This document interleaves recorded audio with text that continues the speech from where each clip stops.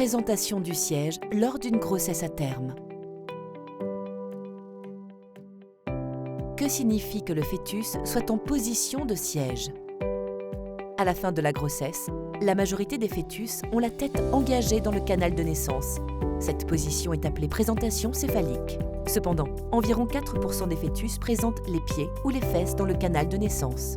Cela s'appelle une présentation du siège.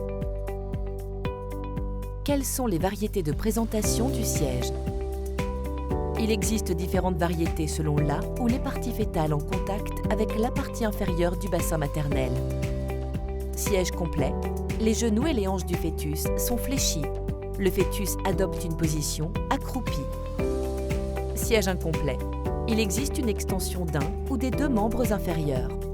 Siège en mode fesse, le fœtus présente des hanches fléchies et des genoux étendus. Les pieds sont situés près de la tête et seules les fesses constituent le pôle de présentation. Siège en mode pied. Le fœtus présente les pieds. Que se passe-t-il si le fœtus est en position de siège? Si cela est confirmé, lors de la consultation de suivi de grossesse, vers la 36e semaine de gestation, vous serez orienté vers la consultation prénatale de votre hôpital de référence afin d'être informé des options qui s'offrent à vous. Tentative d'accouchement vaginal et ou version céphalique externe. En quoi consiste la version céphalique externe? Il s'agit d'une procédure au cours de laquelle une série de manœuvres externes est réalisée sur l'abdomen maternel afin de placer la tête du fœtus vers le bas. Présentation céphalique. Cette procédure a un taux de réussite d'environ 60%. Cette procédure est réalisée dans la salle d'accouchement de l'hôpital, vers la 37e semaine. En général, la tentative ne dépasse pas 5 minutes. À la fin, le fœtus est surveillé pendant environ 30 minutes. Quels sont les avantages et les complications possibles? Son principal avantage est d'éviter une présentation non céphalique, situation qui comporte davantage de risques, aussi bien concernant l'accouchement vaginal que pour la césarienne. Le taux de complications est faible, mais elles peuvent survenir dans les cas suivants: déclenchement du travail, rupture de la poche des os, hémorragie légère et, exceptionnellement, la réalisation d'une césarienne en urgence. La version céphalique externe est-elle douloureuse? En général, la douleur est tolérable en raison de sa courte durée. Néanmoins, elle est réalisée avec l'appui de professionnels de l'anesthésie.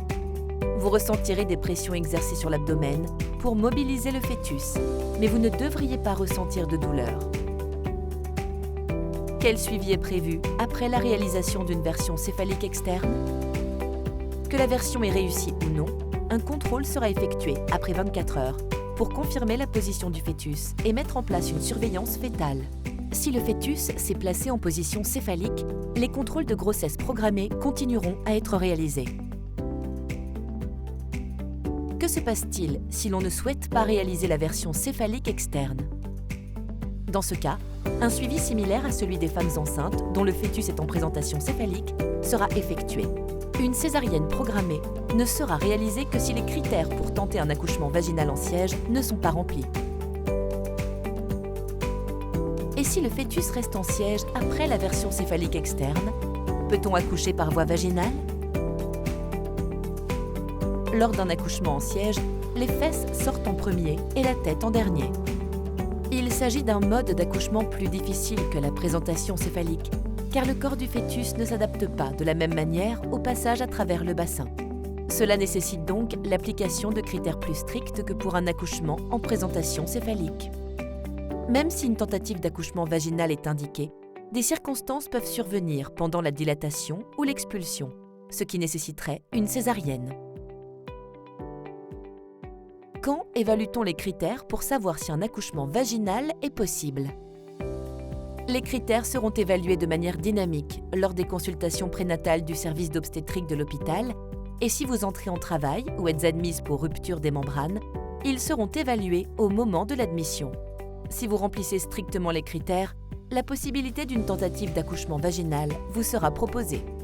Pendant le travail, les critères seront également évalués en continu afin de garantir un accouchement vaginal sûr pour le fœtus et pour la mère. Pourquoi est-il sûr de proposer une tentative d'accouchement vaginal en cas de présentation en siège?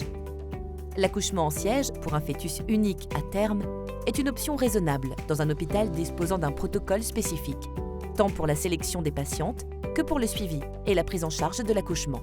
Les décisions cliniques concernant cet accouchement sont individualisées en tenant compte de votre situation et de celle du fœtus. Un accompagnant peut-il être présent pendant le travail et la phase d'expulsion lors d'un accouchement en siège?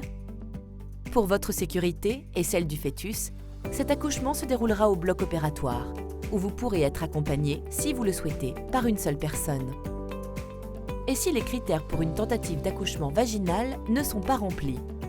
Si, lors de la consultation prénatale, il est confirmé que les critères définis dans notre protocole ne sont pas remplis concernant un accouchement vaginal, une césarienne programmée sera réalisée vers la 40e semaine. En cas d'admission pour travail ou rupture de la poche des os sans que les critères soient remplis, ou en cas d'évolution défavorable du travail, une césarienne en urgence sera réalisée. Comment résoudre mes doutes pour faire face à un accouchement en siège? Consultez votre obstétricien de référence lors des consultations prénatales programmées. Lors de l'admission pour le travail, vous pourrez poser toutes les questions nécessaires et l'équipe obstétricale vous tiendra informé en permanence de l'évolution de l'accouchement et répondra à toute situation pouvant survenir.